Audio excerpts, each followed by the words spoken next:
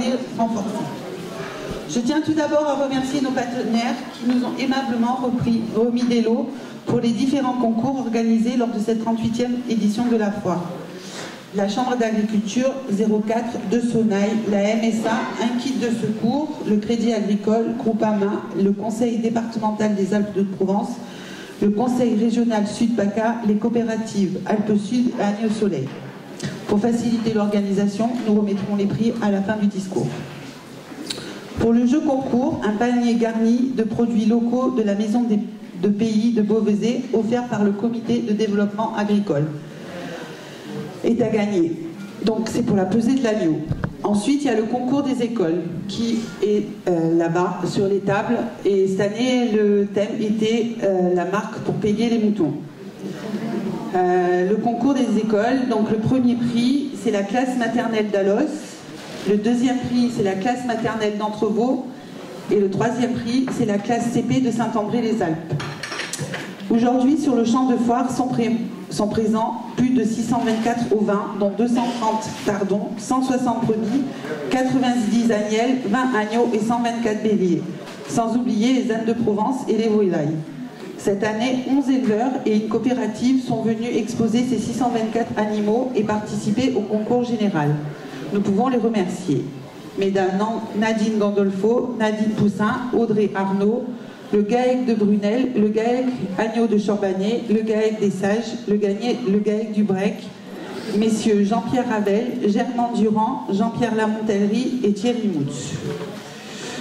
Dans la catégorie de la catégorie Tardon-Agneau, prix Frédéric Piche, le premier prix est le GAEC de Brunel, le deuxième prix Nadine Gandolfo et le troisième Germain Durand.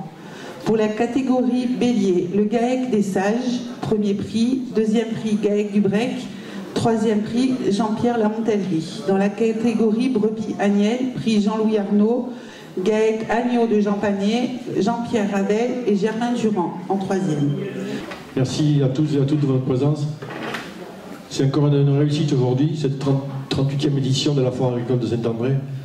Elle a pu faire ses preuves puisque depuis maintenant 38 années différentes, toujours de succès de plus en plus poignant. Donc aujourd'hui, on peut remarquer qu'effectivement, beaucoup de visiteurs sont présents, beaucoup de stands sont en place. Ça a été un petit peu délicat ce matin, mais ça a été. La mise en place des forains. On est confronté à une problématique de réservation de place. Les gens réservent la place et ils ne viennent pas.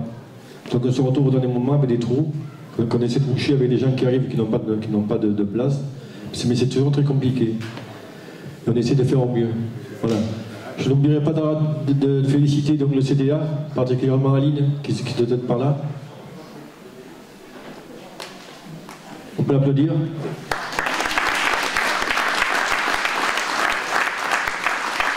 Aline et son équipe, puisqu'ils étaient 3 ce matin à placer. Et donc, également, M. Chélan, qui est présent. Merci en tout cas, merci au CDA. J'ajouterai le remerciement au personnel communal qui n'a pas cessé de mettre en place depuis jeudi du travail, les administratifs, la secrétaire de mairie qui s'occupe de la gestion de la foire, les gendarmes qui sont très nombreux encore cette année, je les remercie fortement, les pompiers qui seront là ce soir pour nettoyer, ainsi que la CCAPV, le personnel de la CCAPV du matériel, et donc particulièrement mes adjoints, les conseillers municipaux qui sont sur la brèche depuis jeudi. Voilà, je ne vais pas faire plus long que ça. En tout cas, encore une fois, merci à toutes et à tous. Pour votre accueil et les moyens que vous nous mettez à disposition depuis des années. Notons également le soutien indispensable de la région, du département, de la communauté des communes d'Alpes-de-Provence-Verdon, des communes du territoire, de Groupama, les caisses de Crédit agricole de Saint-André-les-Alpes, d'Entrevaux à Notes et de la Chambre d'agriculture 04. Je tenais aussi à remercier l'ensemble des participants, éleveurs, agriculteurs, artisans, chevillards, concessionnaires, coopératives et membres du CDA, car c'est à vous tous que nous devons le succès de la foire aujourd'hui. Cette année agricole est marquée par une riche actualité, réforme de la PAC, nouveau plan loup, aléas climatiques. Mais je souhaitais insister sur la hausse des charges qui impacte considérablement notre activité et n'est pas sans conséquence sur la rentabilité, voire la viabilité de nos structures agricoles. En effet, l'année 2022 a enregistré une flambée des prix des intrants considérable. Ces hausses de prix affectent particulièrement les engrais, plus 72% en 2022, les carburants, plus 58% en 2022, et les aliments, plus 24%, mais aussi les matériels et les bâtiments. Ces augmentations ne sont pas compensées par l'évolution des cours des agneaux. Il semble évident que des adaptations doivent être envisagées par les structures agricoles, mais cela ne suffira pas et les efforts doivent être partagés.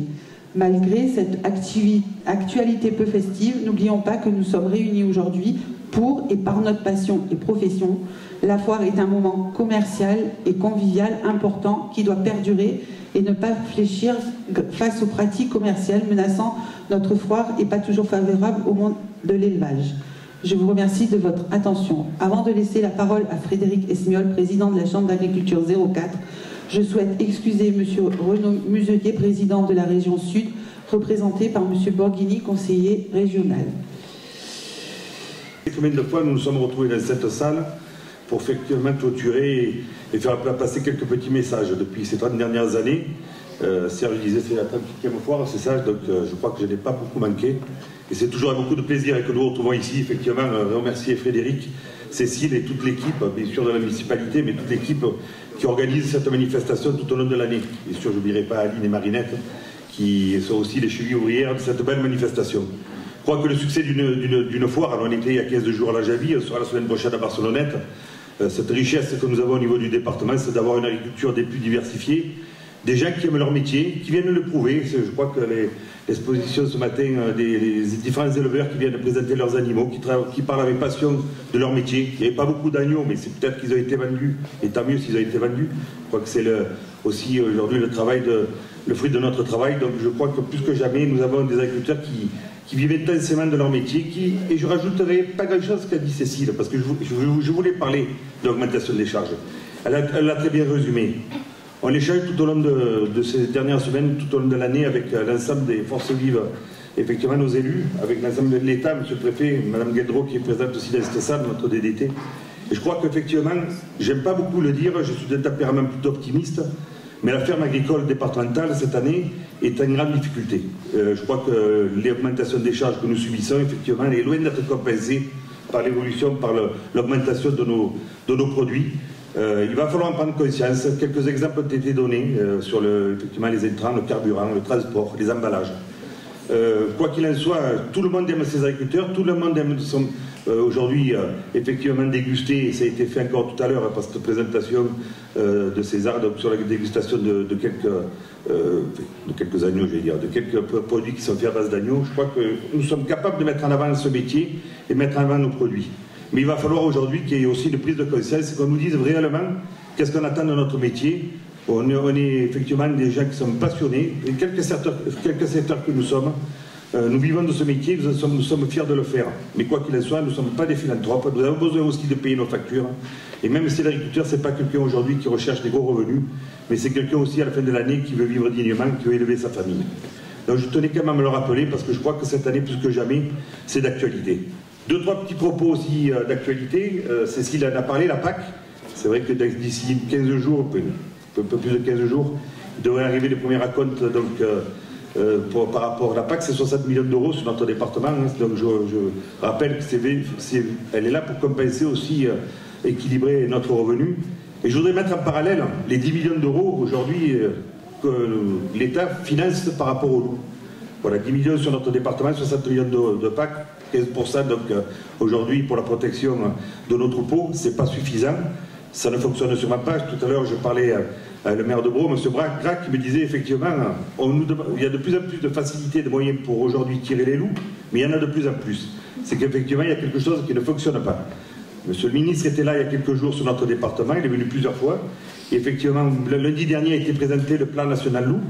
Il y a quelques avancées, on peut s'en féliciter. Il y a eu un échange avec les éleveurs, les forces syndicales départementales, la Chambre était présente. Je crois que les messages sont passés, on a des gens qui sont aujourd'hui, on est là aussi pour être des porte-parole, Laurent est à nos côtés aujourd'hui, Il y a Nicolas aussi, soldat, qui s'occupe de la filière, Julien pour la FDO. Je crois que voilà, le monde professionnel est bien présent et toujours au plus près de ces agriculteurs. Je crois que nous faisons passer des messages. Et ce que j'espère, c'est qu'effectivement, les quelques aujourd'hui améliorations qu'il y a eu suffiront pour aujourd'hui rassurer et relancer au moment des systèmes d'élevage qui, comme je l'ai dit aujourd'hui, qui est en difficulté, avec effectivement cette obligation que nous avons aussi d'être éleveurs, de vivre avec des chiens de protection, avec des fois quelques petites attaques sur des touristes ou sur des citadins qui peut-être ne respectent pas les règles.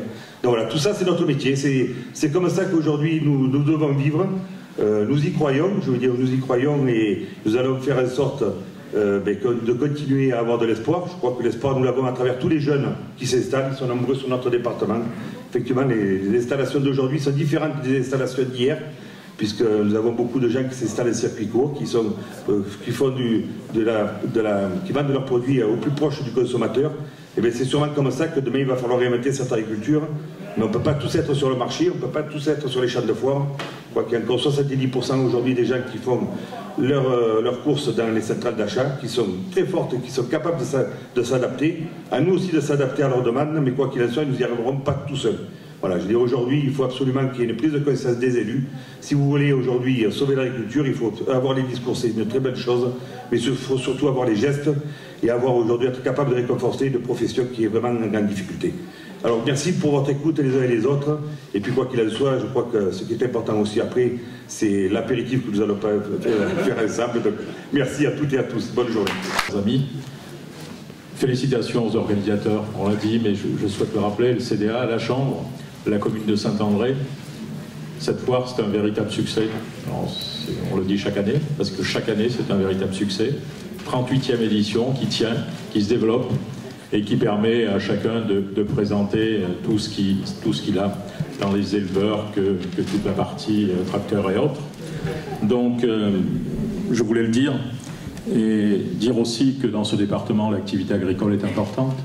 Et dans notre communauté de communes, Alpes-Provence-Verdon, sans doute plus encore, on en sait les retombées, on en sait les contraintes, on sait la difficulté à vivre et on essaie, au niveau des moyens que nous avons dans une communauté de communes, au niveau des compétences que nous exerçons, d'agir pour l'agriculture, pour le pastoralisme, pour les éleveurs, parce que ça nous paraît important. Alors on le fait à travers notamment le projet alimentaire territorial qu'on partage avec d'autres communautés de communes, qu'on partage, Eliane, avec le département aussi, qui se lance dans ces projets alimentaires pour valoriser les circuits courts. On sait qu'on a besoin d'avoir des circuits courts. Et une fois que je l'ai dit, ça ne suffit pas. Il faut avancer, être concret. Donc on le fait à travers les maisons de produits de pays. On a cité tout à l'heure celle de Beauvais, il y a celle des Gorges du Verdon à Castellane. Une étude qui est faite pour en créer une troisième qui pourrait mailler ce territoire et qui pourrait se situer plus sur le secteur Anot-Entrevaux. Donc à définir, à travailler ensemble, bien évidemment. Mais c'est aussi en faisant connaître tous les producteurs de cette communauté de communes, et un livret a été édité, qui permet de recenser chacun d'entre eux avec sa particularité, sa spécialité, sa localisation, et qui est à destination des habitants de ce territoire et aussi, bien évidemment, des touristes qui le fréquentent. C'est aussi les animations et les interventions dans toutes les écoles de cette communauté de communes pour parler effectivement de l'alimentation, pour parler des circuits courts et pour faire connaître et goûter aux enfants ce que le territoire produit en termes d'agriculture, que ce soit au niveau des ovins, que ce soit au niveau du maraîchage et autres. Donc c'est important pour nous et on le fait chaque année. C'est aussi une exposition qui tourne dans les 41 communes de cette communauté sur le pastoralisme. Là aussi, on sait qu'on a beaucoup d'éducation, beaucoup de pédagogie à faire pour que tout le monde comprenne l'importance des enjeux, l'importance pour ce territoire et apprenne à connaître la vie de nos agriculteurs sur ce territoire de la communauté de communes. Bon, je ne veux pas être très long et simplement indiquer aussi la charte forestière des territoires qui nous permet par des actions très concrètes d'ouvrir des milieux et de permettre un développement notamment des élevages. Et puis, ça a été abordé tout à l'heure, un petit peu les conflits d'usage. entre les randonneurs et effectivement les éleveurs, les bergers dans nos estives. On a lancé en 2022 une application qui permet aux randonneurs effectivement de voir où sont situés les troupeaux, et qui dit troupeau dit pas tout. Donc avec l'objectif qu'ils évitent de fréquenter les endroits, les chemins, les sentiers de randonnée où se situent les troupeaux pour ne pas être en confrontation effectivement là-dessus. C'est aussi cette application, beaucoup de conseils. La nature n'est pas à tout le monde comme ça, il faut aussi respecter des règles. Les respecter, c'est les connaître. Et donc cette application explique les règles, chacun les droits, chacun ses devoirs. Et ensuite, essayer de valoriser ce pastoralisme sur notre territoire. Donc cette application a des résultats, elle s'est étendue cet été sur 2 autres secteurs de Colmar et de Villars-Colmar. Elle a vocation à s'étendre pour les autres territoires du département à 2 conditions. Une, c'est que les éleveurs le souhaitent, et ça ne se fera jamais contre eux. Et l'autre, que les collectivités, bien évidemment, acceptent de porter ce projet qui a été fortement soutenu par l'État, monsieur le préfet et madame la sous-préfète. On a souvent l'occasion d'échanger sur ce sujet. Voilà, je ne voulais pas être plus long, simplement dire que s'il y a des patous, ce n'est pas la volonté des éleveurs, c'est parce qu'il y a le loup, et ce loup qui, effectivement, se développe de manière importante. Et on arrive aujourd'hui, et malgré des mesures qui ont été annoncées très récemment, à une situation qui paraît, en termes d'évolution, inacceptable. Voilà, je ne vais pas être plus long, merci à tous. Que j'ai bien sûr d'être ici encore cette année. Je ne compte plus le nombre d'années où j'ai participé à la foire agricole, mais en tous les cas, c'est toujours un vrai plaisir d'y revenir. Et cette année encore, quand je suis arrivée, j'ai trouvé qu'il y avait réellement une grande affluence. Je me disais même qu'il y avait plus de monde que l'année dernière. Vraiment, il y avait beaucoup de monde. Évidemment, 38e année, quelque chose comme 8000 visiteurs. C'est la foire agricole la plus importante du département. Il était important vraiment que nous soyons là. Et je trouve que nos acteurs du comité de développement, qui depuis des années développent cette foire et l'animent, ont un grand savoir et surtout une grande expérience dont ils nous font profiter. Merci à vous en tous les cas. Juste peut-être vous dire, certes c'est le rendez-vous incontournable puisqu'on y trouve bien sûr les ovins, les agriculteurs et les éleveurs, mais on y trouve aussi ce qu'on appelle le machinisme, donc de très belles machines pour ceux qui les ont essayées d'ailleurs, mais aussi du matériel de transformation, du matériel artisanal, et puis bien sûr tout ce que propose comme produit de terroir notre département, les légumes, le miel, le fromage, l'essentiel, etc. Se rajoutent à ça les nombreux forains qui font aussi la vie de cette foire. Parce que je crois qu'il ne faut pas opposer les éleveurs, les agriculteurs et les forains, c'est un tout. Donc en dehors bien sûr du concours général et de la présentation des écoles, c'est aussi cette foire agricole le lieu privilégié pour parler des métiers d'agriculteurs et des métiers d'éleveurs. Et évidemment, je le redis, j'ai souhaité, dès notre arrivée au conseil départemental, que l'on s'empare de la politique agricole, puisque vous savez que la loi NOTRe nous avait exclus de la politique agricole, puisque c'est la région qui en a la charge. Et grâce à une convention que nous avons passée avec la région, nous avons acté un certain nombre de points pour lesquels on va s'investir en faveur de l'agriculture. Déjà, le soutien à la Chambre d'agriculture, c'est ce que nous avons mis en place dès notre arrivée. Et puis, nous adopterons à la session prochaine un certain nombre de dispositifs. Alors, un certain nombre de dispositifs qui concernent l'eau, bien entendu, puisque suite à la sécheresse que nous avons vécue l'année dernière, nous avons... les suites aux assises que nous avons organisées avec monsieur le préfet, nous avons acté un certain nombre de dispositifs qui seront présentés à la prochaine session. Je souhaite aussi qu'on intervienne et qu'on soit présent au travers du pastoral, en faveur du pastoralisme, et je parle notamment des cabanes pastorales. Nous avons proposé que les cabanes pastorales qui ne seraient pas financées par l'État en complément de la région, à savoir entre autres les cabanes privées, nous puissions venir et apporter un financement pour faire en sorte de réduire l'autofinancement, c'est-à-dire ne plus avoir 25%, mais avoir évidemment beaucoup moins à payer. Tout cela sera présenté à la prochaine session et bien sûr ça fait partie des actions que nous souhaitons porter aux côtés de celles que nous avons déjà portées, puisque je ne vais pas parler du loup, je pense que c'est un moment festif, je ne vais pas parler du loup, mais vous savez bien que nous avons aussi participé aux équipements des louvetiers parce que cela s'imposait. Je veux aussi parler bien sûr du soutien que nous apportons pour le Salon de l'agriculture, ça sera la 3e année l'année prochaine, et donc on est ravis de pouvoir se retrouver avec le monde agricole encore une fois au Salon de l'agriculture. C'est un grand moment et c'est un beau moment. Et c'est un bon moment parce que ça nous permet aussi de faire connaître par le biais de nos produits, évidemment, notre département. Et quand on parle agriculture, on parle forcément tourisme et on parle attractivité.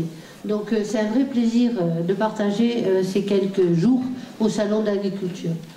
Je ne vais pas être plus longue, donc je voudrais simplement remercier les organisateurs et tous ceux qui participent à cette foire, parce que c'est grâce à eux qu'on préserve notre identité territoriale. Sincèrement, je suis très honoré ce matin de représenter le président Renaud Muselier, président de la région Sud-PACA, pour cette 38e foire. Beaucoup de choses ont été dites et je vais me permettre de les reprendre rapidement. Effectivement, je suis certain qu'il y a plus de monde que l'an passé. On doit féliciter les organisateurs, la Chambre et tous les partenaires. Et c'est vrai que c'est des moments très agréables, des moments conviviaux et des moments d'avenir. Si vous me le permettez, je vais juste faire un petit éclairage par rapport à... Je ne vais pas reprendre tout ce qui a été dit, mais par rapport à Carmejane. J'ai la chance d'être le président du lycée agricole de Carmejane. J'ai succédé à Madame Eliade Bareil. Et on a sur notre territoire un véritable outil d'avenir, avec de très belles choses qui se font, avec des sections pour la rentrée 2023 qui sont complètes, avec de la formation continue à côté et avec la ferme pédagogique. Je voulais le mettre en évidence parce qu'on parle souvent de tous les lycées, et il y a de beaux lycées dans le département, Pierre-Gilles de Gênes, Esclangon, Martin-Brett, etc. Et on a aussi ce lycée agricole, le lycée agricole de Carmejane, où de belles choses se font et se feront dans le futur. On travaille sur un projet en partenariat avec l'État, c'est piloté par monsieur le sous-préfet de Barcelonnette, pour mettre en place une formation de berger. Alors je sais que ce n'est pas facile, on en a souvent parlé avec madame Bareil. J'espère qu'on va y arriver parce que tous les partenaires sont présents, l'État, la région, le département. Sans dévoiler grand-chose, la prochaine réunion c'est le 3 octobre, un lundi après-midi, et j'espère que ce dossier va aboutir parce que tout le monde est volontaire et tout le monde veut porter ce dossier plus avant. Voilà, vous savez, et on en a encore parlé tout à l'heure, la région est à côté du monde agricole de façon générale, pour une agriculture saine, une agriculture locale, et sans rentrer dans les chiffres parce que il donne des fois quelque peu le vertige, c'est plus de 235 millions d'euros au niveau de la région. Madame Bareil l'a souligné, alors je devais le dire, mais Madame Bareil, c'est normal, l'a dit avant moi. Effectivement, entre le département et la région, ça a permis de relancer certaines choses et être au plus près du terrain. Et la région se félicite de ce partenariat avec le département. Mais je lisais, je me remémorais la récitation « Le loup et l'agneau ». Alors, c'est pas rien ça, hein, parce que ça veut tout dire, car aujourd'hui, qui n'est pas condamné, c'est le loup. Et encore aujourd'hui, on a la même histoire. Les histoires se répètent, elles se répercutent d'année en année. Depuis de nombreuses années, plus de 30 ans, nous subissons le loup dans notre département. Donc il a été cette semaine pratiquement à toutes les sauces, malheureusement. Je dis bien malheureusement parce qu'on en tient trop, on parle que de lui. Il est la vedette actuellement et il est à la vedette depuis de très très nombreuses années dans notre département. Je ne vais pas aller au-delà de tout ce qui s'est dit parce que c'est pas la peine de se répéter, mais un grand merci à tous les acteurs de cette foire. Effectivement, ça a été dit, il y a plus de monde que l'année passée. Peut-être un peu moins d'animaux, mais dans tous les cas, cette 38e édition, pour moi, elle est la plus belle. Elle est la plus belle parce qu'elle a attiré énormément de monde.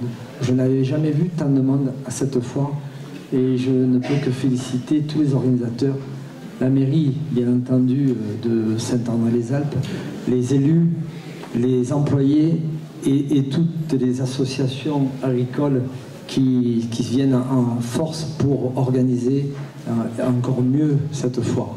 Merci à tout le monde, à tous ces participants, merci à tous les exposants, machines agricoles et autres. L'agriculture est très très présente sur cette foire. Merci beaucoup. Merci à nouveau de cette invitation, parce que c'est toujours un plaisir de venir à Saint-André. Alors avant que le préfet le dise, on est venu 2 fois, c'est-à-dire qu'on est déjà venu samedi dernier et on revient encore ce samedi pour venir à la rencontre des agriculteurs cette fois-ci. Et je crois qu'aujourd'hui, on ne peut que vous féliciter à nouveau par rapport à l'organisation de cette manifestation, bien sûr en partenariat avec la mairie. Et je voudrais saluer Serge et te remercier la municipalité, mais aussi tous les employés municipaux par rapport au travail que vous faites chaque année pour que cette fête et cette foire soient la plus belle et une des plus belles de la région PACA. Et je voudrais qu'on les applaudisse très très fort, s'il vous plaît.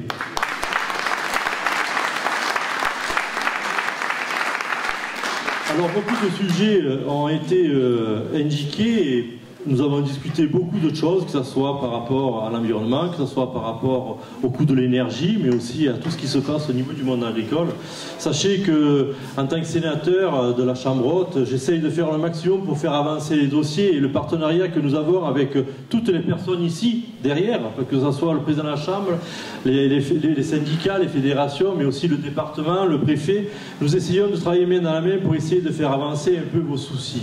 Essayez de faire avancer pour que vous ayez une dynamique qui soit plus importante que par rapport aux années moroses que nous avons eues et que nous subissons encore, et que vous pouvez, je peux vous le dire, vous pouvez compter sur mon soutien, parce que je crois qu'aujourd'hui l'agriculture, c'est le monde agricole, mais c'est aussi le fleuron de notre département, les Alpes d'Haute-Provence. Et sans agriculture, il n'y aurait peut-être pas de département et on parlerait peut-être encore au moins de nous. En tout cas, moi je voudrais vous remercier tous.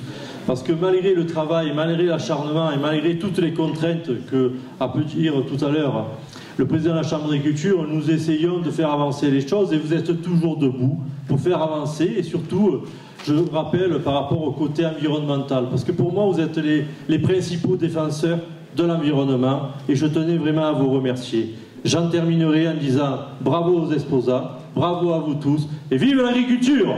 Le président Esmiol l'a dit, les années se suivent et les difficultés, il y en a toujours dans l'agriculture, elles s'amoncellent. L'an dernier, à la même époque, on parlait de la sécheresse, une année exceptionnelle qui avait très fortement affecté l'agriculture et pas seulement dans notre département. Cette année, fort heureusement, nous avons eu de l'eau au printemps, mais l'inflation qui touche les agriculteurs comme qui touche tous les Français se traduit effectivement par une augmentation des coûts et elle crée des nouvelles conditions qui affectent en particulier le monde agricole. Il y a eu d'autres événements, des événements liés notamment à la lavande, sur laquelle on a eu à subir une crise tout à fait inédite, avec l'arrivée d'une petite chenille qui a ravagé des champs entiers. Sur tous ces sujets-là, vous le savez, l'État est présent, l'État accompagne les agriculteurs dans la crise, au travers de mécanismes exceptionnels d'aide, mais aussi dans les mutations que connaît le secteur agricole. Et de ce point de vue-là, nous sommes en échange permanent avec les professionnels. C'est vrai aussi de l'élevage. Et l'élevage, cette année, a eu à subir, comme j'ai envie de dire depuis des décennies, le problème du loup. Alors moi je vais en parler du loup parce que c'est un problème que vous connaissez bien et sur lequel il se passe beaucoup de choses en ce moment, donc je vais y revenir quelques instants. Je ne vais pas commencer par le plan national loup, je vais commencer par ce qu'on a fait depuis un an pour accompagner les éleveurs et prendre une série d'initiatives avec les collectivités, avec la profession. Première initiative, c'est sur les cabanes pastorales. On a fait un inventaire de toutes les cabanes du département parce qu'aussi bizarre que ça puisse paraître, nous n'avions pas la connaissance de toutes les cabanes qu'il y a dans le département. On n'avait pas d'inventaire. Donc on a fait cet inventaire et on s'est rendu compte qu'on a près de 50% des cabanes qui sont à rénover, parfois à reconstruire, avec des travaux plus ou moins importants. Ça va coûter de l'argent et grâce à l'engagement des collectivités, en particulier le conseil départemental, le conseil régional, nous allons pouvoir engager dans les années qui viennent un important travail de mise aux normes des cabanes par les éleveurs, mais aussi par les propriétaires de ces cabanes pour les mettre aux conditions actuelles qui sont acceptables en matière de sécurité, en matière d'intimité, en matière aussi de conformité par rapport à l'eau, par rapport au sanitaire. Et donc il y a un travail important qui est engagé, et je veux saluer ce travail partenarial qui est fait avec la profession, qui est fait avec les collectivités, et qui va nous permettre d'accélérer dans les années qui viennent la rénovation de nos cabanes pastorales. On a aussi engagé une série de formations pour se parler notamment du difficile sujet des patous, puisqu'on a plus de 1000 patous dans le département, et que, on le sait, dans les alpages, on a des conflits d'usage entre les riverains, entre les randonneurs, et puis entre les éleveurs qui ont besoin des patous pour surveiller les troupeaux et pour aussi contrer la présence du loup. Donc une première formation a eu lieu qui mélange tous ces publics pour se parler calmement du sujet des patous et de comment est-ce qu'on peut cohabiter dans nos alpages entre ces différents usagers de la montagne. On a fait aussi des formations sur l'accompagnement psychosocial des éleveurs, parce qu'un éleveur prédaté, il est dans une situation de grande détresse, et que les premiers à aller au contact de l'éleveur, soit l'OFB, soit parfois les gendarmes, soit la DDT, soit des professionnels qui les accompagnent, doivent trouver les mots justes, doivent pouvoir aussi les accompagner au mieux dans ces premiers moments. Et il nous semblait important de pouvoir aussi nommer cette difficulté et de pouvoir y apporter des réponses concrètes. Et puis, si on veut que l'élevage se développe dans notre département, il faut aussi qu'on se préoccupe de garantir le maintien des surfaces dédiées au pastoralisme. On le sait, depuis 35 ans, il y a plus de 100 000 hectares de forêt supplémentaires dans notre département. 100 000 hectares. Donc la forêt dans notre département, non seulement elle ne régresse pas, mais elle progresse à vive allure. Et donc, certains y verront une très bonne nouvelle, moi j'y vois surtout une menace pour nos paysages, pour aussi l'activité d'élevage qui fait l'identité de notre département. Donc il ne s'agit pas de raser la forêt, il s'agit simplement de contenir ces augmentations et de veiller là aussi à une forme d'équilibre entre le pastoralisme, l'activité forestière et d'autres activités agricoles, humaines dans notre département. Et je voudrais citer un travail que nous engageons dans la partie ouest du département pour essayer de regarder comment est-ce qu'on peut créer les conditions d'un pastoralisme vivant qui se développe, et en particulier sur un certain nombre d'espaces qui sont en train de se refermer et qui menacent l'activité pastorale. On fait ça avec les maires, on fait ça avec les éleveurs, on fait ça avec les chasseurs, on fait ça avec les agriculteurs. Et je crois que le fait de se mettre autour d'une table et de regarder avec un organisme spécialisé comment est-ce qu'on peut ouvrir un certain nombre d'espaces pour que le pastoralisme puisse se maintenir et garantir cet équilibre entre les différents usagers de l'espace naturel, c'est sans doute une bonne démarche. En tout cas, on va l'engager à titre expérimental dans le Luberon. Et je sais déjà que beaucoup de maires m'ont dit qu'ils étaient intéressés pour porter aussi ce type de démarche. C'est bien d'étudier, c'est encore mieux derrière de faire les travaux pour pouvoir ouvrir ces milieux. Et l'État, là aussi, sera au rendez-vous. La grande nouveauté de cette année, c'est le nouveau plan national loup.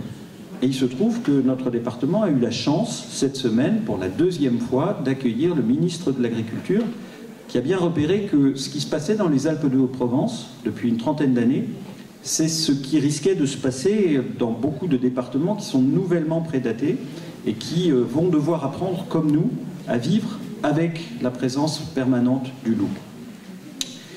Et si le ministre a choisi de venir dans notre département, c'est aussi parce qu'il a pu mesurer la capacité qu'on avait à travailler un peu tous ensemble, dans un esprit constructif, pour essayer de trouver des solutions.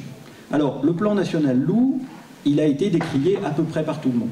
Les associations environnementalistes, les associations agricoles, et donc un plan qui est décrié par tout le monde, on peut y voir quelque chose de très négatif. Moi, j'y vois surtout le fait qu'il est assez équilibré et qu'il comporte, et c'est ça qu'il faut souligner, des avancées très significatives. J'ai envie de dire que c'est une inflexion majeure, c'est une petite révolution dans la manière dont nous considérons, au plan national, la question du loup dans notre pays. Pour la faire simple, depuis toujours, depuis les précédents plans loup, la question était de s'assurer que le loup pourrait se réimplanter durablement dans notre pays. La question, c'était, il faut que le loup soit viable dans notre pays. Eh bien, pour la première fois dans le plan national loup, on va changer de perspective. On va dire, une première chose, c'est que le loup est réimplanté de manière durable dans notre territoire, en France. Et je crois qu'en dans les Alpes de Haute-Provence, on le sait depuis longtemps. Et on va plutôt regarder du côté des éleveurs, plutôt que du côté de la protection de l'élevage. Et c'est une inflexion importante, c'est un changement de doctrine qui se traduit par des mesures très concrètes. Alors, je ne vais pas vous détailler les 42 mesures du plan loup, mais pour la première fois, on va parler du statut du chien de protection et on va s'engager par une loi qui viendra dans les prochains mois à donner un statut aux chiens de protection. C'était une demande attendue fortement par les éleveurs. On va accélérer les mesures de régulation du loup avec des facilités données sur le tir de loup. Je rappelle que dans notre département, depuis le début de l'année, nous avons tué 25 loups. On n'en a jamais tué autant à cette époque de l'année. Et que les défenseurs de l'environnement se rassurent, il y a encore beaucoup de loups dans nos alpages. Et si on tue 25 loups, c'est qu'on est dans une augmentation du nombre de loups dans nos alpages. Donc il est important, pour pouvoir garantir un équilibre, de maintenir l'équilibre entre la présence permanente du loup et le pastoralisme. C'est ce que nous faisons et nous continuerons à tirer des loups dans le département pour éviter que la situation devienne insupportable pour les éleveurs, comme elle l'est malheureusement trop souvent avec des attaques récurrentes, des attaques massives sur certains élevages. Disons-le, cette stratégie qui consiste à prélever le plus tôt possible des loups dans le département nous a permis de limiter cette année la prédation. Il y a encore beaucoup d'attaques, il y a encore beaucoup de brebis qui sont tuées par le loup, mais on est à moins 30% d'attaques et moins 15% de brebis prélevées, ou à moins que ce soit l'inverse. Je crois que c'est... En tout cas, on est à moins 15 et à moins 30% cette année. Donc, on a une pression qui diminue, mais qui reste encore très forte et qui nécessite des moyens de protection très importants pour les éleveurs.